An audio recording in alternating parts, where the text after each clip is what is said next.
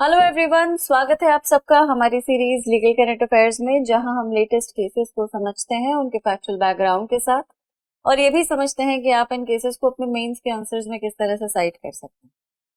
तो आज का पहला केस है Abhinav Mohan Delkar versus state of Maharashtra और इस केस की कहानी की शुरुआत होती है एक सुइसाइड से।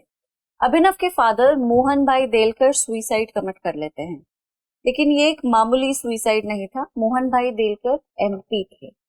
वो दादर एंड नागर हवेली के मेंबर ऑफ पार्लियामेंट हुआ करते थे और पिछले 7 टर्म से वही एमपी बन रहे थे। निर्दलीय खड़े होते थे और जीत जाते थे। मुंबई के अपने अपार्टमेंट में उन्होंने एक दिन 22 फरवरी 2021 में सुइसाइड कर लिया। सुइसाइड करने से पहले उन्होंने ये शिकायत आगे की थी कि एडमिनिस्ट्रेटर और उनके कुछ ऑफिशियल्स मोहन भाई जी के खिलाफ किसी एक कॉन्स्पिरेसी को प्लान कर रहे हैं और उस कॉन्स्पिरेसी के तहत वो उनके पॉलिटिकल करियर को, उनका जो कॉलेज चल रहा है उस पे डेलिबरेटली अटैक करते हैं और पॉलिटिकल करियर को खत्म करना चाहते हैं। इस कंप्लेन के चलते 12 फरवरी 2021 में उन्हें अश्योर किया गया, कमिटी ऑफ प्रिविलेजेस ने उन्हें अश्योर किया कि उनकी कंप्लेंट्स को सीरियसली लिया जाएगा, इन्वेस्टिगेशन बिठाई जाएगी। वो प्रिलिमिनरी जो फॉर्मेलिटीज होती हैं बस उनको पूरा करके they will start the investigation and look into the matter that he is complaining. कुछ एक दो और इंस्टेंसेस हुए थे, जैसे लिबरेशन डे का फंक्शन हुआ, यूनियन मिनिस्ट्री की पार्टी हुई जहां पे उनको डेलिबरेटली या तो बुलाया नहीं या एक्सक्लूड कर दिया। खैर, कंप्लेन करने के बाद 12 फरवरी को वो कंप्लेन करते हैं, 12 फरवरी को अश्योरेंस आ जाता है और 22 फरवरी को ये सुइसाइड कर लेते हैं। सुइसाइड पे इनके पास एक नोट मिलता है, ही लेफ्ट अ सुइसाइड नोट, और उसी सुइसाइड नोट में उन्होंने एडमिनिस्ट्रेटर और उनके ऑफिशियल्स के अगेंस्ट एक्सटॉर्शन, कॉन्स्पिरेसी जैसी बहुत सारी चीजें लिख दी कि मुझे पैसे के लिए एक्सटॉर्ट किया जा रहा था, मेरे खिलाफ एक कॉन्स्पिरेसी चल रही थी, मैं कुछ कर नहीं पा रहा था, डिस्टर्ब था ये और वो, और उसके चलते मैंने आत्महत्या कर ली। पोस्ट सुइसाइड उनके बेटे ने एक एफआईआर फाइल की। एफआईआर को चैलेंज कर दिया, बट जो एडमिनिस्ट्रेटर और जिनके खिलाफ एफआईआर फाइल हुई थी, बॉम्बे हाई कोर्ट में उस एफआईआर को क्वॉश करने के लिए एप्लीकेशन फाइल की गई और हाई कोर्ट ने उस एफआईआर को क्वॉश कर दिया। अब ये मैटर पहुंचा सुप्रीम कोर्ट। लीगल इशू यही था, जो मतलब the contention of the entire case, the heart of the case was कि क्या कंटिन्यूअस हरासमेंट के एलिगेशंस जो कुछ ऐसे इवेंट्स पे बेस्ड हैं जो रिमोट हैं, जैसे 2021 में सुइसाइड हुआ है, 2020 के कुछ इवेंट्स हैं, जो लिबरेशन डे फंक्शन और जो यूनियन मिनिस्ट्री की पार्टी थी वो सब कुछ 2020 का वाकया था। ठीक है, अगर उनको मतलब the evident events that happened, so all of this happened around 2020, so the question was these remote events जिन पे harassment को allege किया जा रहा है, क्या वो सेक्शन 108 BNS के ingredients को satisfy करते हैं। Section 108 being abetment to suicide, ठीक है, ये इंपॉर्टेंट सेक्शन है। पहले 306 हुआ करता था, अब 108 है, इसे याद रखना है ना। अब कोर्ट के जो ऑब्जर्वेशंस थे उन पर आते हैं। कोर्ट के बड़े इंटरेस्टिंग ऑब्जर्वेशंस थे। अबेटमेंट टू सुइसाइड पे लॉन्ग आंसर आ जाता है, आप इस केस को डायरेक्टली साइट कर सकते हैं। केस इंपॉर्टेंट है क्योंकि केस एक आम ऑर्डिनरी केस नहीं है, it is actually a very high profile case, right, तो इसको जरूर साइट करें। अब कोर्ट के ऑब्जर्वेशंस में सबसे पहले तो एक जो की ऑब्जर्वेशन है वो ये है कि अबेटमेंट टू सुइसाइड के लिए प्रॉक्सिमेट एक्ट की जरूरत होती है। One of the ingredients for abetment to suicide is the proximate act, right. सिर्फ ये कह देना कि विक्टिम को बार बार परेशान किया गया, बार बार हरास किया गया काफी नहीं होता। सुइसाइड के टाइम के आसपास कुछ ऐसा एक्ट हुआ जो कि एक लास्ट प्रॉक्सिमेट एक्ट था, जिससे फाइनली तंग आके विक्टिम ने सुइसाइड अटेम्प्ट कर ली। अगर मैं इसको थोड़ा और लिटरेरी अंदाज में बोलूं तो I don't know if you are familiar with this English idiom, but the straw that broke the camel's back, nail in the last nail in the coffin, तो वो एक फाइनल स्ट्रॉ जिसने कैमल की कमर तोड़ दी, या वो फाइनल तकलीफ जिसने सारी हिम्मत को तोड़ दिया, वो एक एक्ट जो होता है वही ट्रिगरिंग इवेंट होता है। और अबेटमेंट टू सुइसाइड के चार्जेस में वो एक्ट बहुत इंपॉर्टेंट होता है, because that is what tells us कि हाँ भाई, एक कॉन्टिन्यूअस एक चेन ऑफ ट्रांजैक्शन चली आ रही थी जिसमें एक व्यक्ति को मजबूर किया जा रहा था कि वो अपनी जान को ही खत्म कर दे, अपनी जिंदगी को एंड कर दे, ठीक है। फिर आता है mains Riya and intention. Accused का एक कॉन्शियस इंटेंशन दिखाई देना चाहिए, From the events, from the evidences, from the investigation that has happened, prosecution जो भी गवाह पेश कर रहा है, जो भी evidences प्रेजेंट कर रहा है, उसे अक्यूज का एक इंटेंशन, कॉन्शियस इंटेंशन सामने आना चाहिए कि विक्टिम सुइसाइड कर ले. मतलब उसने डायरेक्टली हत्या नहीं की, लेकिन उसने कोई कसर नहीं छोड़ी उसकी आत्महत्या को प्रोवोक करने में. तो विक्टिम की अपनी सब्जेक्टिव फीलिंग की वो डिप्रेशन में है, वो बाइपोलर है, वो डिस्ट्रेस्ड है, वो परेशान है, ये इंग्रेडिएंट नहीं है. This is not what is required by 108, but the effort put in by the accused in terms of harassment, cruelty, whatever it is that he did, that's added to the misery, that added to that misery कि भाई वो इतना परेशान हो गया, वो पहले से परेशान था, लेकिन उसकी परेशानी को कम करने की बजाय उसका इजाफा करते रहा ये अक्यूज, और फाइनली वो इतना तंग हो गया कि उसने अपनी हत्या ही कर ली, उसने अपनी जान ही ले ली. ठीक है. अब तीसरा जो ऑब्जर्वेशन है वो है सुइसाइड नोट की रिलायबिलिटी. सुइसाइड नोट कुछ ऐसे एलिगेशंस को हाईलाइट कर रहा था जो कमिटी ऑफ प्रिविलेजेस के सामने कंप्लेंट जो की थी उसमें नहीं थी. This complaint was not a new complaint. He had actually mentioned this in his circle. कुछ उनके जो कॉलीग्स थे, उनका जो अपना पूरा ऑफिस था, उनके साथ काम करने वाले लोग और उनके फेलो एमपीज जो थे, वो उनसे ये बात डिस्कस की जा चुकी थी कि भाई एडमिनिस्ट्रेटर मुझे परेशान करता है और इस तरह से मेरे पॉलिटिकल करियर को शायद खत्म करना चाहता है, जलता है. मतलब ये discussion was something that people around him were familiar with, that he had this in mind कि मुझे जानबूझ के टारगेट किया जा रहा है, so as to end my political career और समथिंग, कॉन्स्पिरेसी चल रही है मेरे अगेंस्ट. बट द फैक्ट कि भाई मुझे एक्सटॉर्ट किया गया, मेरे खिलाफ ऐसी साजिश की कि मुझे खत्म कर दिया जाए, कि मेरे कॉलेज को खत्म कर दिया जाए, कि मेरी एग्जिस्टेंस को खत्म कर दिया जाए, ये सारे एलिगेशंस जो थे वो नए थे. सुइसाइड नोट में ये पहली बार देखने को मिले. इससे पहले जो भी डिस्कशन हुआ, कंप्लेंट हुई, उनमें ये सब कुछ भी नहीं था, और इसीलिए सुइसाइड नोट को कोर्ट ने थोड़ा सस्पिशियसली लिया. अब इवेंट्स पर आते हैं. जिन इवेंट्स पर एलिगेशंस को बेस किया गया था कि ये इस तरह के कुछ इवेंट्स रहे इनके लाइफ में जहां पे एडमिनिस्ट्रेटर ने, मिनिस्ट्री ने इन्हें जानबूझ के एक्सक्लूड किया, जिसकी वजह से ये लेफ्ट आउट फील करते थे, डिप्रेशन में रहते थे एंड एटसेट्रा. अब ये जो इवेंट्स थे ये बहुत रिमोट थे. They could not be counted as proximate acts. ठीक है. August 2020, then December 2020 and then February 2021. The healing process should have started by now. These were not such magnificent, massive events that would have wounded a person forever. और अगर किसी को तकलीफ भी हुई, ego hurt भी हुआ, तो भी वो इतना घातकली हर्ट नहीं हो सकता था. सॉरी, घातकली is a new word, but मतलब उसका जो वुंड था वो इतना गहरा और इतना घातक नहीं हो सकता था कि उसे भरने में 10 साल लग जाए. It was just something that happened. It may have affected a person, it may have even hurt him, but not so seriously. तो इन इवेंट्स का सुइसाइड से कनेक्शन ना बहुत रिमोट है. They can not be called as events that triggered a person to kill himself. Right. अब conclusion में court ने ये कहा कि हैरासमेंट कंटिन्यूअस था, लेकिन कोई ऐसा प्रॉक्सिमेट एक्ट नहीं था जिससे ये एस्टैब्लिश किया जा सके कि सुइसाइड को डायरेक्टली ट्रिगर किया गया है. अक्यूज्ड सुइसाइड के लिए रिस्पॉन्सिबल हैं. अनकॉन्शियसली कई बार लोग हार्श हो जाते हैं, है ना, अपने लोगों के, जो अपने आसपास के लोगों के प्रति, अपने एम्प्लॉयज के प्रति. तो वो हार्शनेस कई बार एक ऑलरेडी परेशान इंसान की परेशानी को और बढ़ा देती है.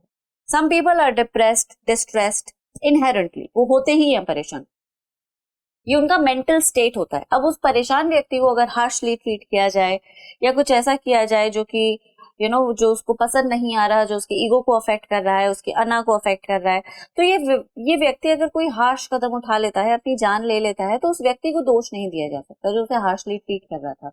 His own depression, distress, and whatever the mental ailment that he was suffering with also has a lot to do with it. That is, more like a triggering event rather than those harsh acts that may have happened sometime. कभी हुए होंगे, लेकिन वो एक directly एक suicide को trigger कर दे, ये केस में नजर नहीं आ रहा था. और इसीलिए हाई कोर्ट का जो क्वॉशिंग ऑर्डर था उसको सुप्रीम कोर्ट ने अपहोल्ड कर दिया. So this was the case. ठीक है. अब abetment to suicide is a crime that has very specific elements and those elements are required to be proved before a person can be convicted of this charge. Right. खैर, ये code नहीं mention किया है proximate the straw that broke the camel's back, इसे जरूरी है इसको साबित करना, ठीक है।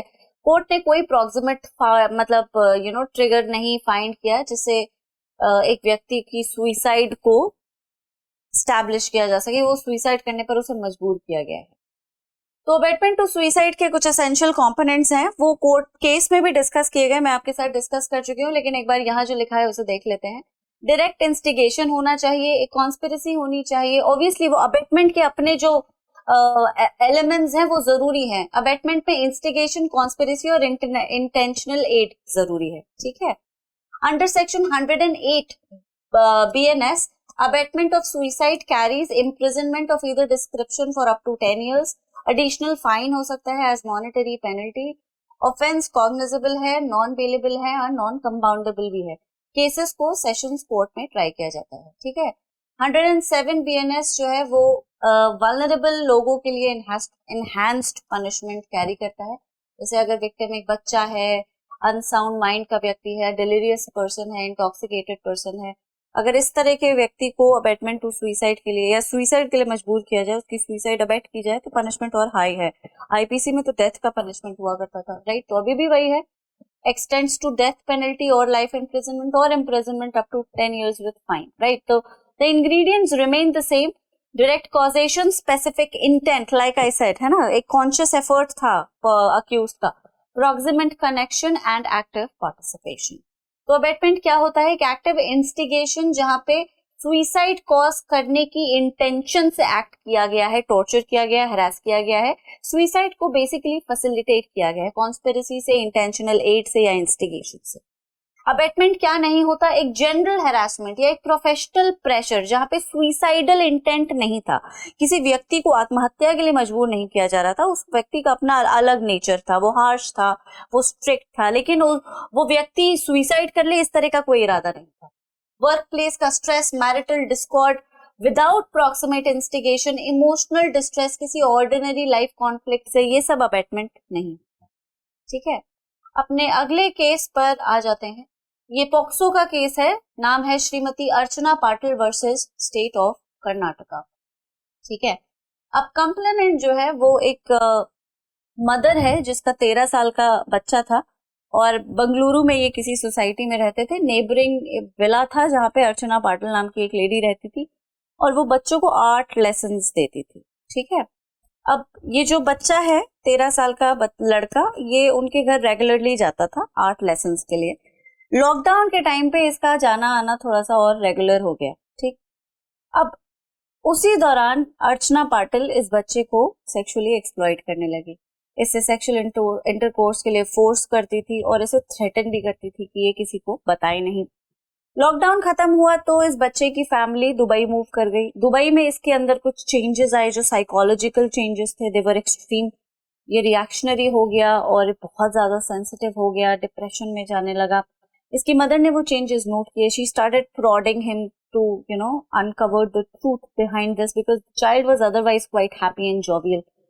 Anyhow, 2024 में they returned to India and by then the mother has discovered the truth. उसे सच पता चल चुका है कि उस बच्चे के साथ लॉकडाउन में अर्चना पाटिल ने क्या किया। वो FIR करती है और सेक्शन 3 and 6 के चार्जेस लगाए जाते हैं, penetrative sexual assault and the punishment, right. I've already explained multiple times कि पेनिट्रेटिव सेक्सुअल असॉल्ट होता क्या है। अब ये है फैक्ट्स और पेटिशनर का आर्ग्यूमेंट चाहता है कि भाई एक औरत पेनिट्रेटिव असॉल्ट कैसे कर सकती है। Penetrative assault by name itself is an act of penetration that can only be committed by a man. How can a female penetrate anything? That is what the argument was and this became the key legal issue of this case also. क्या एक औरत को भी POCSO act में accused माना जा सकता है अंडर सेक्शन 6 कि वो पेनिट्रेटिव असॉल्ट के लिए लायबल है? अब देखो, कोर्ट के जो ऑब्जर्वेशंस है वो बहुत इंपॉर्टेंट है और बहुत प्रोग्रेसिव भी, और इसीलिए ये केस इंपॉर्टेंट है।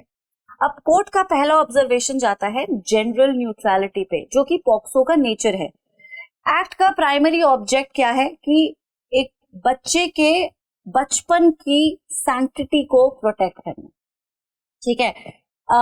Safeguard the sanctity of a childhood irrespective of gender. बच्चा लड़की था या लड़का फर्क नहीं पड़ता, लेकिन उसका बचपन प्रोटेक्टेड रहना चाहिए एक्ट का प्राइमरी गोल ही यही है।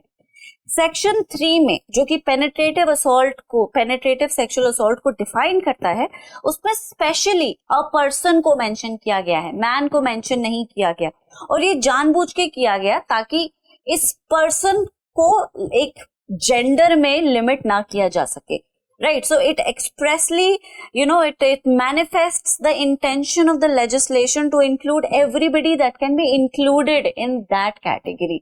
A person can be anything. It can be a man, it can be a woman, it can be a transgender, it can be anyone जो कि penetrative assault करता है, ठीक है। इंटरप्रिटेशन आता है प्रोनाउन ही का।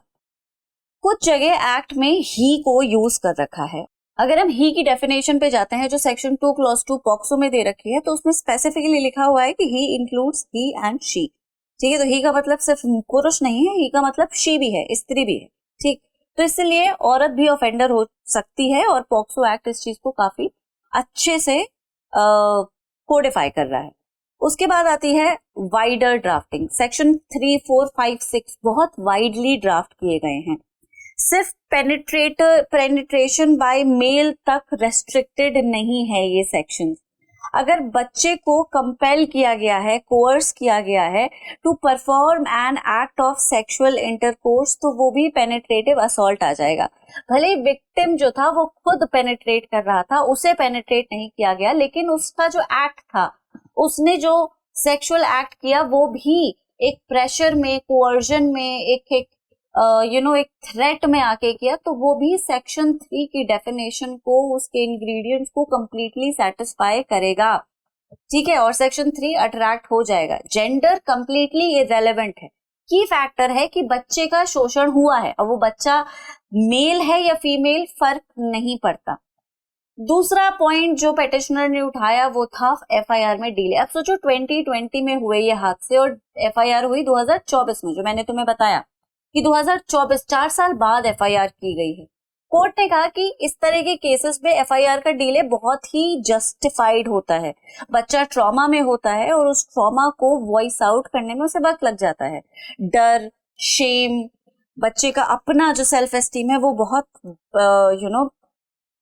नेगेटिवली इम्पैक्ट हो जाता है। एक साइकोलॉजिकल ब्लॉक क्रिएट हो जाता है जहां पे बच्चा उन मेमोरीज को रिविजिट भी नहीं करना चाहता, let alone talk about them. So the fact that a child is finally opening up and it is happening after a long time is quite understandable, because whatever happened was not something he could openly talk about, ठीक है। कोई भी बच्चा कहीं पे भी एक बच्चा ही है और इस तरह का एक्ट उसके साथ हुआ है, उसको वो यूं ही आराम से नहीं कह देगा। वो एक साइकोलॉजिकली इंस्टीट्यूटेड टेरर है जो वो इतनी इतनी ऑर्डिनरीली किसी के साथ शेयर नहीं कर पाएगा, इसलिए बच्चों को वक्त लग जाता है इन सब चीजों के बारे में बोलने में। सेक्सुअल ऑफेंसेस चाहे किसी भी उम्र के व्यक्ति के साथ हुए हो, उनको वॉइस आउट करना बहुत मुश्किल होता है। वो ट्रॉमा, वो दर्द, वो घाव वो इतना गहरा होता है कि उसको वॉइस आउट करना, इस दर्द को, उस हादसे को जिसे व्यक्ति भुला देना चाहता है, उसे ऑलमोस्ट रियल कर देता है। वो है real, but mind plays tricks. And for I understand कि कुछ लोगों के साथ ऐसा होता है, because I have talk to people who have been through it. मैंने भी वकालत की थी किसी जमाने में। तो the people those people try to block those memories by trying never to talk about it. तो उनको दबाते दबाते दबाते, वही ना, एक एक बुरा हादसा जैसे दबा दो, उस पर इतनी परत डाल दो, इतना उसे गहरा दबा दो कि वो सरफेस पे ही ना आ पाए। तो ये एक इंटेंट रहता है, और वो इंटेंट ह्यूमन बीइंग का रहता है। It's not about the age, it's not about it is a child और वो ज्यादा डरा हुआ है। No, it is also with adults. They also go through the same shock, the same psychological terror. ठीक है, तो यहाँ पे डिले जो है it's absolutely understandable. इसीलिए केस को क्वॉश नहीं किया जा सकता। कंक्लूजन में इस केस में विमेन को भी पेनिट्रेटिव सेक्सुअल असॉल्ट का परपेट्रेटर माना गया। Women can also be accused under section 4 and 6 of POCSO. Women भी सेक्सुअली एक्सप्लॉइट कर सकती हैं। Section 4 punishes aggravated sexual assault here section 4 and aggravated penetrative sexual assault in section 6। तो इसको difference को ध्यान रखिए। एग्रेवेटेड आप ऑलरेडी समझते ही हैं। कंप्लेनेंट और विक्टिम के जो स्टेटमेंट्स हैं मदर और चाइल्ड के, वो प्रिमा फेसी एस्टैब्लिश करते हैं कि बच्चे को सेक्सुअली एक्सप्लॉइट किया गया। और ये सेक्सुअल एक्सप्लॉयटेशन करने वाली ये महिलाएं थी। तो केस को क्वॉश नहीं किया जा सकता। It will be unjust for the child and he'll never be able to come out of the trauma and will completely lose faith in the justice system। तो उसके ट्रायल को कंटिन्यू करना है। तो ये लेडी गिल्टी है या नहीं अभी केस में ये नहीं शामिल है, तो ऑब्वियसली केस में ये पॉइंट डिस्कस नहीं किया गया, लेकिन एक लेडी भी गिल्टी हो सकती है सेक्सुअल असॉल्ट के लिए अंडर पॉक्सो, इसे क्लियर कर दिया गया। ठीक है, इसीलिए ये केस इंपॉर्टेंट है, इसे ध्यान रखें। और पॉक्सो से रिलेटेड अगर क्वेश्चन आता है, जो कि आ सकता है, ठीक है, आ सकता है क्योंकि ये करंट लीगल इवेंट है ऑब्वियसली, तो आप इसको जरूर मेंशन कीजिए। और बाकी जो आपका जो डायनामिज्म होता है, जहाँ पे आपको आंसर में थोड़ी फिलोसफी ऐड कर देनी चाहिए, डेवलपमेंटल एस्पेक्ट होता है लॉ का, उसमें भी आप इसे ऐड कर सकते हैं। और कोई आपके दिमाग में कोई क्रिएटिव तरीका है इसे ऐड करने के लिए, तो हमसे जरूर शेयर करें। I would really be happy to read about your insights. आज के लिए इतना ही। आई होप आप सबको समझ आया कि मैं आपको क्या समझाना चाह रही थी। बाकी कोई भी सवाल है तो कमेंट में आप हमसे पूछ सकते हैं। We shall definitely address it. अगले सेशन में मिलते हैं, तब तक सब अपना ख्याल रखें। Thank you so much. Bye bye.